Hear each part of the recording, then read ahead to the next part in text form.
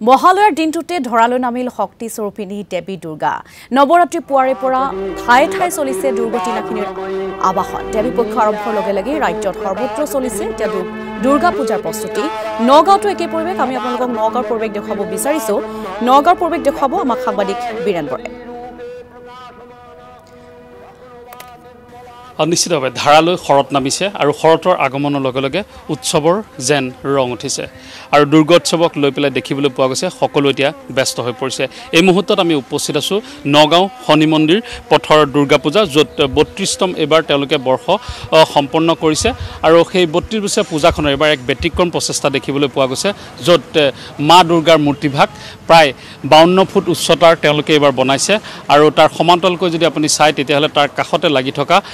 কাৰ্তিক গণেশ যদি দেখা যায় সেই কাৰ্তিক আৰু গণেশো প্ৰায় দেখিবলৈ পোৱা গৈছে ৪০ৰ পৰা ৪৫ ফুট ওখ তেওঁলোকে নিৰ্মাণ কৰিছে তাৰ পৰা যদি সোঁফালে চাই তেতিয়াহ'লে দেখিব যে লক্ষী আৰু সৰস্বতী সেই লক্ষী আৰু সৰস্বতীৰ মূৰ্তিও তেওঁলোকে প্ৰায় ৫০ ফুটৰ ওচৰা ওচৰি কৰিবলৈ চেষ্টা কৰিছে আৰু তাৰ সমান্তৰালকৈ এক নতুন অৰ্থাৎ ব্যতিক্ৰমী চিন্তা তেওঁলোকে হাতত লৈছে এইসমূহ যি মূৰ্তি তলত সজাই ৰখা হৈছে সেই মূৰ্তিভাগ হ'ব যে চৰকাৰী যিসমূহ স্কিম আছে সেইসমূহ স্কিম যাতে ৰাইজৰ মাজত তেওঁলোকে সজাগতা আনিব পাৰে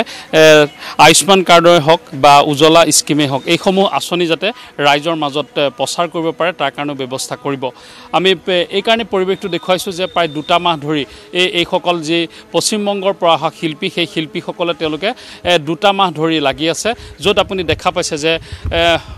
মহিষ মন্দিৰৰ তলতে থকা যে যি অসুৰৰ যি মূৰ্তি সেই বৃহৎ আকাৰৰ এক অসুৰৰ মূৰ্তি তেওঁলোকে নিৰ্মাণ কৰিছে অৰ্থাৎ সকলোবোৰ মূৰ্তিয়ে উচ্চতাৰ ক্ষেত্ৰত আৰু তাত দেখিবলৈ পোৱা গৈছে যে বাঁহ খেৰ আৰু মাটি এইকেইটা বস্তু ব্যৱহাৰ কৰিছে য'ত আপোনাৰ চাৰিওফালে দেখা পোৱা গৈছে যে মূল্য বৃদ্ধিয়ে যথেষ্ট কোৱা কৰিছে অৰ্থাৎ প্ৰতিটো বস্তুৰে মূল্য বৃদ্ধি হৈছে তাৰ সমান্তৰালকৈ কিন্তু তেওঁলোকে সেইসমূহ যে থলুৱা যি সম্পদ আছে সেই সম্পদৰে মূৰ্তি নিৰ্মাণৰ চেষ্টা কৰিছে আমি আপোনাৰ ওচৰলৈ আহিছোঁ যে উদ্যোক্তা হিচাপে এবাৰ এক নতুন চিন্তা আপোনালোকে লৈছে কিমানমান উচ্চতা আৰু কিমান টকা ব্যয়েৰে সম্পূৰ্ণ হ'ব মানে খৰচাটো মোটামুটি ১৫-২০ লাখ টকা হৈ যাব আৰু যিটো ডেকৰেটৰ আছে আপোনাৰ যিটো কাম কৰা শিল্পী সিহঁতে মানে আপোনাৰ কলকাতাৰ পৰা আহিছে কিমান দিন ধৰি মোটামুটি ১.৫ মাহ ১৫ মাহ পৰা কাম নন ষ্টপ চলিয়ে আছে দুমাহ ধৰি পেলাই লাগি আছে কাম আৰু এটা ব্যতিক্ৰমী চিন্তা লৈছে যে এইসমূহ মূৰ্তি বনাইছে ইয়াত চৰকাৰী আঁচনিৰ সজাগতা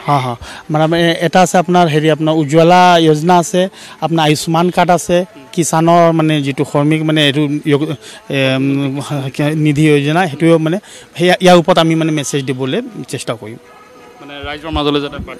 যায় নিশ্চিতভাৱে আৰু তাৰে পৰিৱেশ হ'ব যে আপুনিও পূজাৰ দিনকেইটাত আৰু মাজত মাত্ৰ কেইটামান দিন আপুনিও পূজাৰ দিনকেইটাত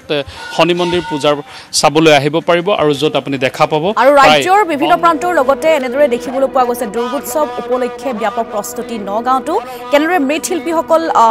ব্যস্ততাৰ মাজত সোমাই পৰিছে সেয়া আমাক দেখুৱালে পৰিৱেশ বীৰেন বৰা আপোনাক ধন্যবাদ জনাইছোঁ মূৰ্তি পৰিগ্ৰহ কৰে সংখ্যে দিলেন ফুৎকাৰ মহামায়া সনাতন